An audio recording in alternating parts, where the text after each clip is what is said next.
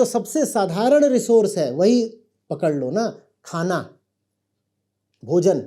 इतने लोगों के लिए भोजन कहाँ से लाएं बताओ? और लोगों के लिए आ भी सकता है अगर लोग मांस ना खाएं। दुनिया भर में 70% से ज्यादा जो खेती होती है वो जानवरों के लिए होती है। जानवरों के लिए क्यों होती है? ताकि जानवर को खिलाया जाए, फिर जानवर को आप खाओ। ये कितनी अजीब है। लोग कहते हैं ना कि पर जो शाकाहारी लोग होते हैं वो भी तो खेत का ही खाते हैं और खेत का खाने में भी हिंसा है। भाई 70% खेत इसलिए होते हैं ताकि जानवरों को सोयाबीन खिलाया जा सके, और फिर उन जानवरों को ही मांसाहारी लोग खाते हैं। और मांसाहार को आगे बढ़ाने में सबसे आगे कौन है? सेलिब्रिटीज। एक सेलिब्रिटी अभी इंस्टाग्राम पे एक रील डाल दे, देख भाई मॉर्निंग में मैं फिश फ्राई लेता हूं और फिर ये लेता हूं वो लेता हूं। उस एक रील से लाखों संस्कारी सब संस्कार भूल करके कहेंगे देखो मेरे आदर्श क्रिकेटर ने बोला है फिश फ्राई खाने का, या मेरे आदर्श गुरुजी ने बोला है कि मुर्गा नहीं मछली खाया करो। हो गया।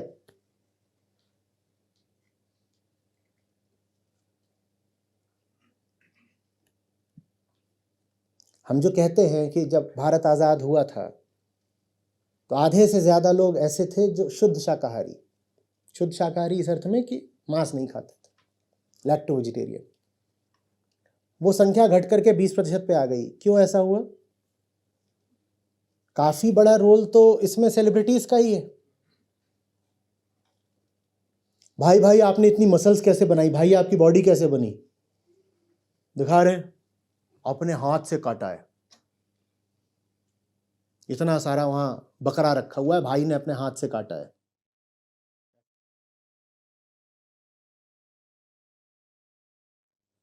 कार्बन एमिशन में, क्लाइमेट चेंज में जो दूसरा सबसे बड़ा उत्तरदायी फैक्टर है, रिस्पॉन्सिबल कॉज, वो यही है, मांसाहार।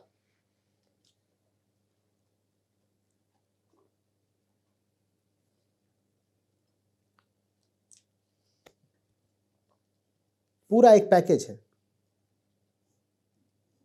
जो लाइफ में सक्सेस होने लगता है वो मांसाहारी भी होने लगता है। वो सब कुछ करने लगता है जो उसे उसके रोल मॉडल सेलिब्रिटी ने सिखाया होता है। वास्तव में आपकी सक्सेस का मतलब यही होता है कि पृथ्वी और बर्बाद हुई। एक आदमी अगर जीवन में सक्सेस हो गया, इसका मतलब यह है कि पृथ्वी की बर्बादी और बढ़ गई। और सक्सेस का यह कॉन्सेप्ट दिया किसने? भगवत गीता ने तो दिया नहीं है, विचारकों दार्शनिकों ने तो दिया नहीं है।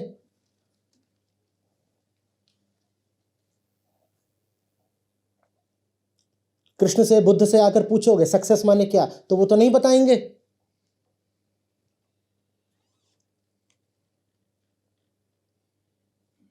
कि भाई पर्सनल आइलैंड खरीदने का और उस पे 8 बंदियों के साथ ऐश मारने का,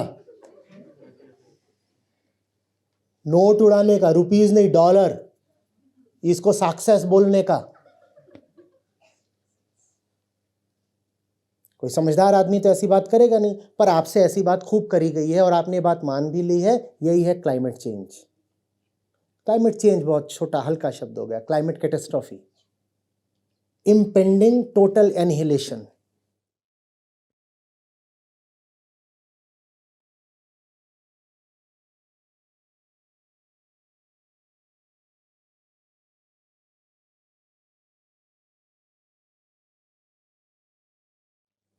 जब तक बच्चे के मन में सक्सेस का वही कॉन्सेप्ट, वही परिभाषा मौजूद रहेगी जो अभी डाल दी गई है, और समय अब कुछ नहीं बचा है, बचाना बहुत मुश्किल है।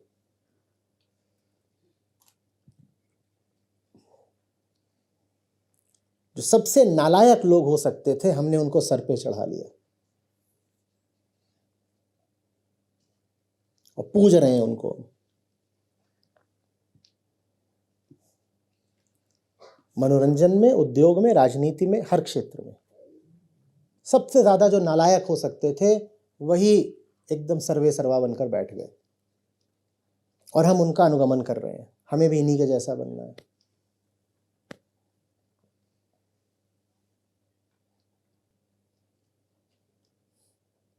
आपको पता है, प्रजातियों ने अपने आप को बचाने के लिए अपना रैपिड इवोल्यूशन शुरू कर दिया है।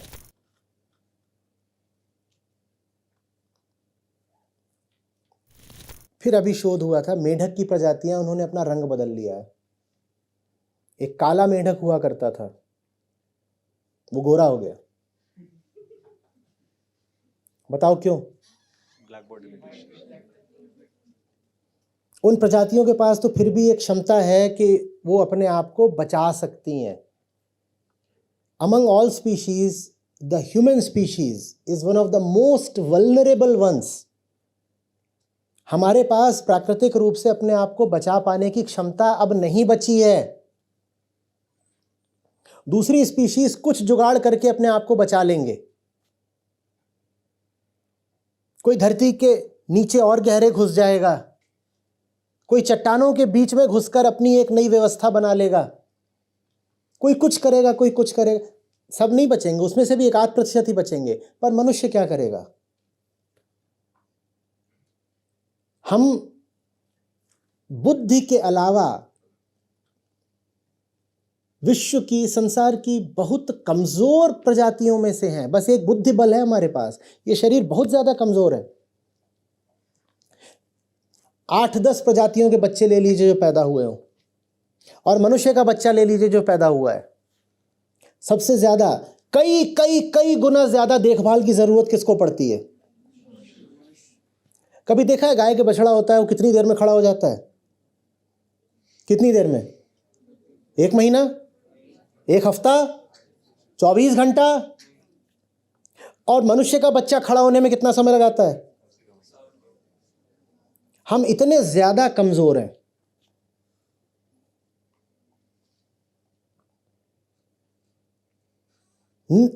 हम कहते हैं कि हम चिंपैंजी से आए हैं, उसके बाजू देखो और हमारे देखो, उसके बाल देखो और हमारे देखो। हमारे तो शरीर पर बाल भी नहीं बचे हैं, बाल भी रक्षा देते हैं। तुम यूवी रेडिएशन के बारे में कुछ बोल रहे थे ना, क्या? कि जो यूवी इंडेक्स होता है उसका जो एक छोर एक्सट्रीम है वो 12 नंबर पे होता है। इस वक्त भारत में यदि आप बाहर जाएंगे दोपहर के समय में तो वो 12 पे ही है। जितना अभी अल्ट्रा वायलेट रेडिएशन है, आपकी खाल उतना झेलने के लिए बनी ही नहीं है। ओजोन लेयर में छेद हो गया था, बहुत बड़ा नहीं था, एक फुटबॉल मैदान के बराबर था। तो हम बोलते थे हाय राम, स्किन कैंसर होगा, क्योंकि ozone layer ultraviolet radiation रोकती है। अब क्या करोगे?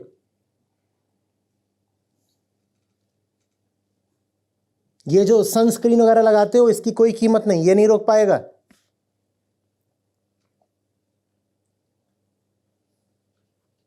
हम बहुत कमजोर हैं शरीर से। कुत्ते बिल्ली कुछ भी खा करके जी जाते हैं। हम अब ऐसे हो गए हैं कि हमें साफ खाना ना मिले तो हम जी नहीं पाएंगे, हम मर जाएंगे। हमारी इम्यूनिटी बुरी तरह कॉम्प्रोमाइज हो चुकी है। साफ सफाई में रहते रहते रहते रहते हमने भीतर के इम्यून तंत्र को खत्म कर दिया है। जब आप गंदगी में रहते हो तो उसके बहुत नुकसान होते हैं, पर एक फायदा यह होता है कि भीतर नेचुरल इम्यूनिटी डेवलप हो जाती है। और मनुष्य अब बहुत बहुत सैकड़ों सालों से सफाई में रहने लगा है। उसके लाभ हुए हैं, पर नुकसान ये हुआ है कि हम भीतर से कमजोर हो गए हैं। इतनी हमने हर चीज की वैक्सीनेशन ली है कि हमारे पास अब अपना भीतर से कुछ नहीं बचा है इम्यून।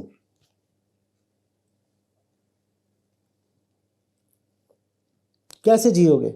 जैसे ही ये इंडस्ट्रियल इकोनॉमी कोलैप्स करती है, हमारी स्पीशीज एक्सटिंक्ट हो जानी है, क्योंकि वैक्सीनेशन तो मिलेगा नहीं और तमाम तरह के कंफर्ट्स भी नहीं मिलेंगे।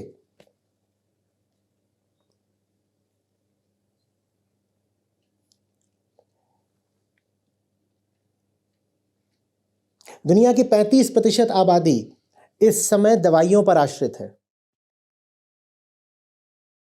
जिसमें से 20% ऐसे हैं कि अगर उनको 1 महीने तक दवाई नहीं मिली तो मर जाएंगे। उसमें कुछ ऐसे भी होंगे जिनको 1 दिन भी ना मिले तो शायद मर जाएं। जब पूरा इलेक्ट्रिक ग्रिड कोलैप्स करेगा तो फार्मेसीज में स्टॉकिंग कहां से हो जाएगी मेरे भाई? दवाइयों का प्रोडक्शन कैसे होगा, ट्रांसपोर्टेशन कैसे होगा, डिस्पेंसेशन कैसे होगा? ये 35% आबादी जो दवाइयों पर आश्रित है कैसे जिएगी?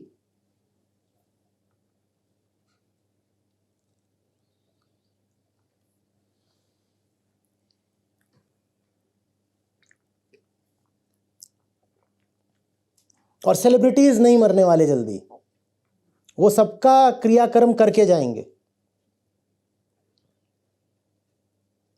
सारे फैंस की लाशों पर सेलिब्रिटीज रौंदते हुए आगे बढ़ते जाएंगे।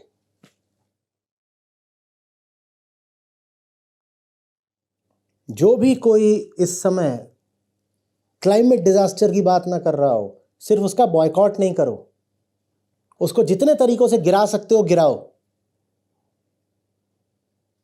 सर जैसे अभी आपने एक बात कही कि जो सेलिब्रिटीज़ हैं वो फैंस की लाशों पर रौंदते हुए जाएंगे, तो इससे जुड़ा एक डेटा मेरे सामने था कि जिसको हम दुनिया का शीर्ष 1% कहते हैं, वो इस वक्त जो एमिशन कर रहा है उसकी वजह से आने वाले दशकों में अत्यधिक गर्मी और अन्य एक्सट्रीम वेदर इवेंट्स जो होते हैं उसकी वजह से 13 लाख लोगों की मौतें होने वाली हैं।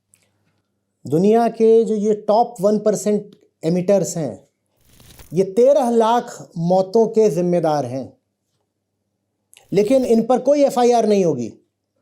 इन्हें किसी अदालत में नहीं घसीटा जाएगा क्योंकि इन्होंने सीधे सीधे सामने खड़े होकर गोली नहीं मारी ना। हमारा कानून और हमारी जनता इस बात का संज्ञान नहीं लेंगे कि इन्होंने ही जो लाइफस्टाइल जी, उस लाइफस्टाइल के कारण 13 लाख लोग मरे। 13 लाख लाशें हमारे सेलिब्रिटीज के द्वारा, और आप इन्हें पूज रहे हो। सारी बात जानते हो कहां पर आ रही है? सारी बात इस पर आ रही है कि चूंकि हमने उनको नहीं पूजा जो पूजने लायक थे, तो हमने बहुत गलत लोगों को आदर्श बना लिया। 2 नतीजे हुए। पहले तो उन आदर्शों ने इतना कार्बन एमिशन किया, दूसरे चूंकि वो हमारे आदर्श बने तो हमने भी उनसे सीख करके खूब कंजम्पशन और एमिशन किया। ये हुआ है। तो कुल मिलाकर के जो बात आती है वो स्पिरिचुअल प्रॉब्लम है। जिसको सर पे बैठाना चाहिए था उसको हमने सर पे नहीं बैठाया। हमने हमारा मनोरंजन करने वालों को, दिल बहलाने वालों को सर पे बैठा लिया।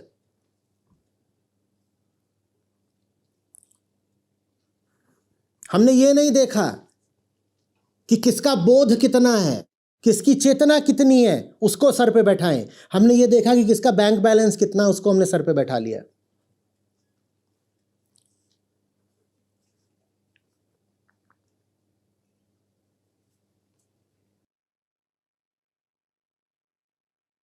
ये जो पूरी, उदाहरण दे रहा हूं, जो पूरा वेडिंग प्रोसेस होता है, ये आपके लाइफ साइकिल में one of the most carbon intensive event होता है।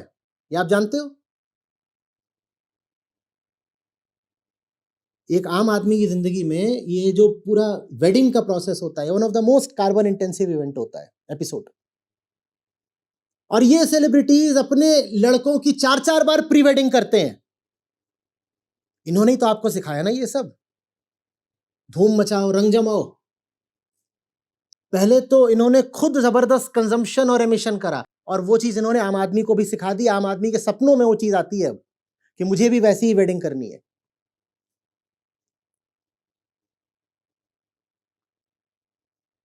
आप पढ़िएगा कि जितनी ये डेस्टिनेशन वेडिंग्स होती हैं, वहां वेडिंग तो ठीक है, डेस्टिनेशन का क्या हुआ है गूगल करिएगा, आप रोंगटे खड़े हो जाएंगे। डेस्टिनेशन वेडिंग में वेडिंग तो ठीक है, डेस्टिनेशन का क्या हुआ है ये पढ़िएगा। सारी डेस्टिनेशंस तबाह हो गई हैं जहां डेस्टिनेशन वेडिंग होती है। ये सब सेलिब्रिटीज खा गए, और इनकी देखा देखी फिर आम आदमी भी खा गया।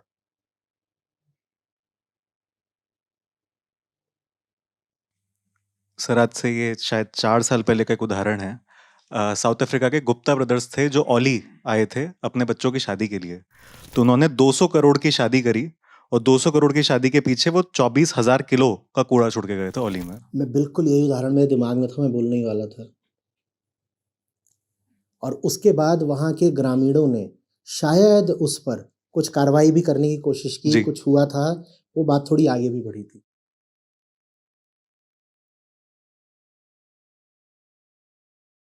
ये भोग के नए नए प्रतिमान स्थापित करते हैं, एक से ऊंचा एक, और आम आदमी इन्हीं के नक्शे कदम पर पीछे चलने लगता है। ये कहते हैं पहले देखो हमने बहुत सारा डिस्ट्रक्शन करके दिखाया और अब सुनो तुम लोग भी वैसा ही करो।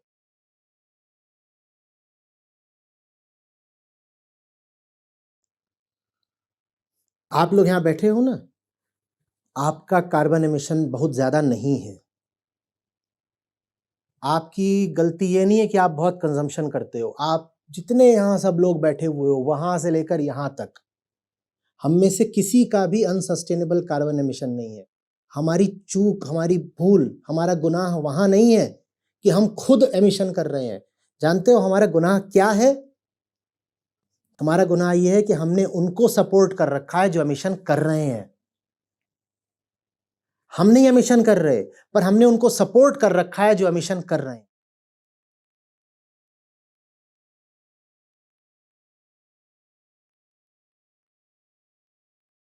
उस दिन आपको वो पूरी स्लाइड दिखाई थी ना, क्लाइमेट चेंज रोकना चाहते हो तो सबसे प्रभावी कदम क्या है? उसमें क्या आया था सबसे ऊपर कि भाई जितने भी बच्चे आमतौर पे पैदा होते हैं उससे एक कम पैदा करो। ये नहीं कहा था चाइल्डलेस रह जाओ, कहा था एक कम पैदा करो। गूगल करिएगा कि जिनको आप सेलिब्रिटीज कहते हैं उनके एवरेज नंबर ऑफ किड्स कितने होते हैं, आम आदमी से कहीं ज्यादा। और उनमें से कई तो ऐसे हैं जो खुद भी 8-8 पैदा करके बैठे हैं और दूसरों को भी प्रोत्साहित कर रहे हैं तुम भी और पैदा करो। अगर ग्रह को बचाने का सबसे प्रभावी तरीका यह है कि एक बच्चा कम पैदा करो, तो सेलिब्रिटीज तो सबसे बड़े गुनहगार हैं, क्योंकि सबसे ज्यादा बच्चे तो यही पैदा कर रहे हैं। क्यों? क्योंकि वो अफोर्ड कर सकते हैं। उनके 6 हो जाएं, 8 हो जाएं, उन्हें कोई फर्क नहीं पड़ता। वो सबके सामने और उदाहरण बन खड़े हो जाते हैं, देखो ये रहे 6-8 उनके वो होते हैं जो गिने गए होते हैं, और फिर धीरे धीरे करके 5 साल 10 साल बाद एक एक दो दो उसमें जुड़ते रहते हैं, जो निकल के आते हैं। गिना नहीं गया था, इसको भी गिनो।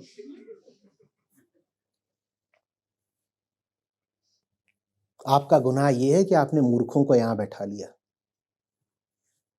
और वो गुनाह आपका इससे नहीं कम हो जाएगा कि आप प्रेस न करें। पूरा कुरुक्षेत्र ही इसीलिए था, गीता का पूरा श्रम ही श्री कृष्ण को इसीलिए करना पड़ा कि कोई मूर्ख यहां ना बैठ जाए। कौन? दुर्योधन। इतना बड़ा युद्ध इसलिए करवाना पड़ा कि कहीं एक आदमी यहां ना बैठ जाए जो यहां नहीं बैठना चाहिए।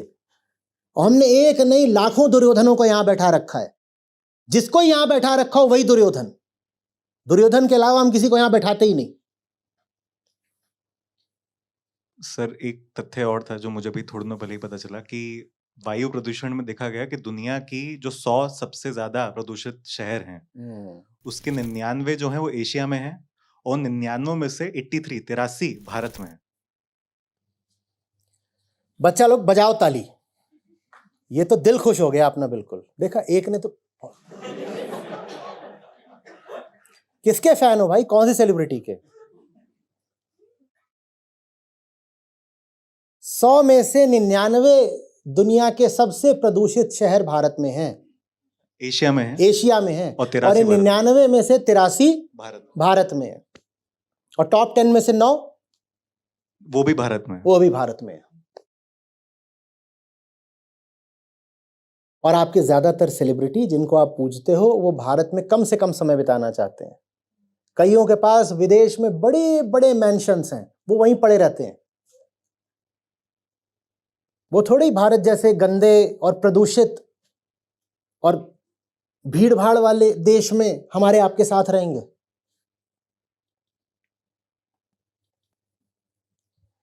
कौन सी मूवी थी इसमें कुछ इस तरह का था कि वो अपनी खिड़की में खड़ा होकर के देख रहा होता है बाहर, और बाहर वो एक डायनामाइट से विस्फोट करके लाइन डाल रहे होते हैं। पुरानी मूवी है, इंग्लिश, ब्लैक एंड वाइट। तो उसमें वो जब डायनामाइट लगाते हैं तो उसमें बहुत मौतें हो रही होती हैं। वो वहाँ पर एक रेल लाइन बिछाने के लिए डायनामाइट लगा के ब्लास्ट कर रहे हैं, फिर आगे बढ़ रहे हैं। उसमें ये हो रहा होता है कि दिन के हिसाब से मजदूर मर रहे होते हैं। तो वो एक उसमें महिला किरदार है, वो उससे आकर के बोलती है कि ये इतने सारे मर रहे हैं, does that not bother you? तो वो खड़ा हुआ है, खिड़की से बाहर देख रहा है ऐसे सिगार लेके, तो ऐसे लेता है पूरा कश। शिंडलर्स लिस्ट में ट्रेन क्यों चलेगी यार? और ब्लैक एंड वाइट बताया ना शिंडलर्स। तो ऐसे लेता, बोलता है pigs are there to be slaughtered. ये एक बड़ा आदमी है, ये एक बड़ा उद्योगपति है, इंडस्ट्रियलिस्ट है।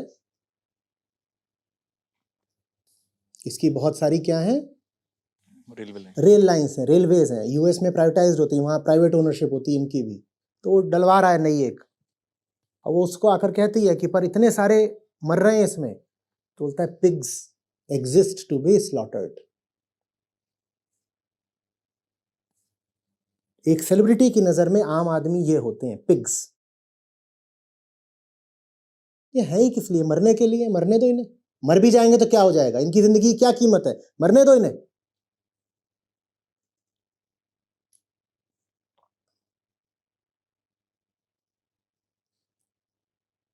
उनकी नजर में आप पिग हैं, आपकी नजर में वो देवता हैं। ये है समीकरण।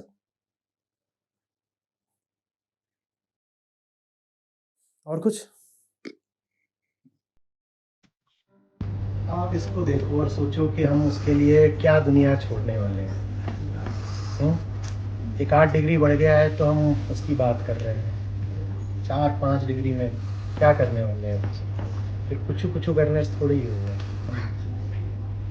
क्या छोड़ के जा रहे हैं विरासत में? तुम वहाँ क्यों बैठे? हम पनिशमेंट देते हैं ऐसा? चलो आओ, क्या पनिशमेंट दिया तुमको? इसके साथ आए हो? इसके साथ आए हो? कौन? आप इसको पीछे लेके क्यों बैठे? शोर कर दो नहीं था इसमें।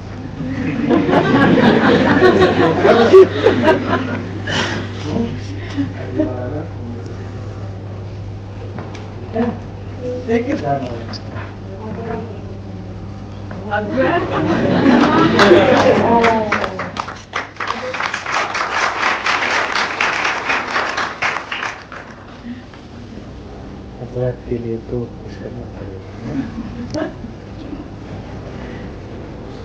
अगली मामला क्या बनाओगे इसे? यहाँ बैठा, ये तुम्हारी जगह।